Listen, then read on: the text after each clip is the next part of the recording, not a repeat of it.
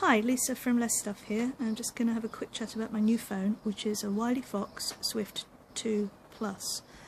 I'm a bit sad that I needed a new phone because this one, which was a Samsung J5, I only had for a year and a half, but it's full.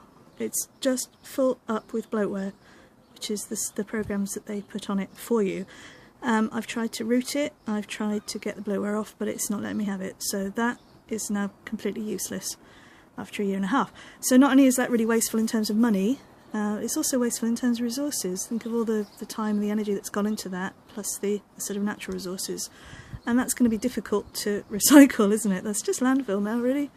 So bye-bye my waste of time, and enter the Wileyfox 2, which, from what Google says, has less bloatware, so I'm hoping that this will make a difference. So I'm calling this a slightly ethical phone because if it lasts longer it won't need replacing, so therefore saving landfill. So that's a kind of a bleak way of cheating the ethical system, I suppose. If you wanted to go really ethical, you'd get something called a Fairphone, but they're about 500 quid, and this was 120, just like the horrible Samsung. So it's better, it's got more space on it. It's 32 compared to the Samsung's 8, so hopefully it will last longer. It doesn't seem to be preloaded with so much rubbish, and I managed to get into some of it and delete it. So unlike on the Samsung where you can only disable stuff, I can actually delete. I deleted Hangouts. I don't even know what Hangouts is. I'm never going to use it. So the only bugbear I've got is that this thing comes with Wileyfox Zen, and for me there is nothing Zen about news. I do not want that on my phone.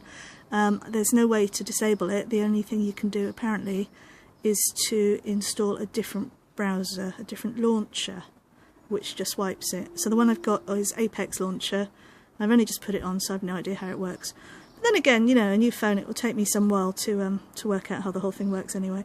It's got a little logo down the bottom here, which I keep thinking is the home screen, and it's not. That thing there, let's do that just once, that thing there, that little, go away, that little fox there opens up a big A to Z of all your apps, which is a lot more useful, I think, and a lot easier to find than anything else. That goes back.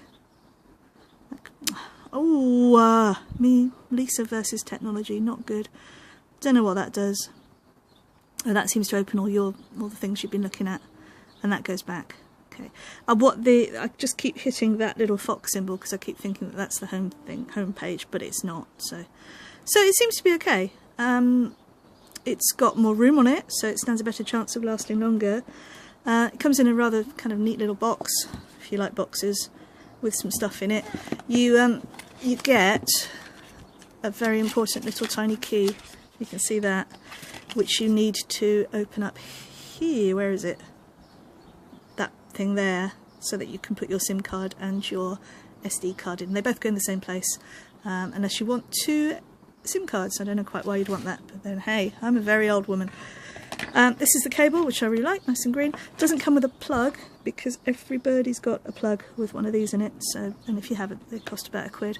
So all in all, day one, I'm still, you know, learning how to use it, and hopefully it won't take me, you know, so long this time. It's got all sorts of stuff I haven't really tried yet, like a fingerprint sensor and some other snazzy things. But, you know, if I can just get it to make phone calls, check Facebook, oh, and possibly upload videos, I'll try that later, then we're on a winner. So that was 120 something from Tesco's via laptop direct from memory. I will put links in the I'll put links in the comments. So that's it. So far, so good. If I start to get ranty about it, I will video it. I promise. Bye.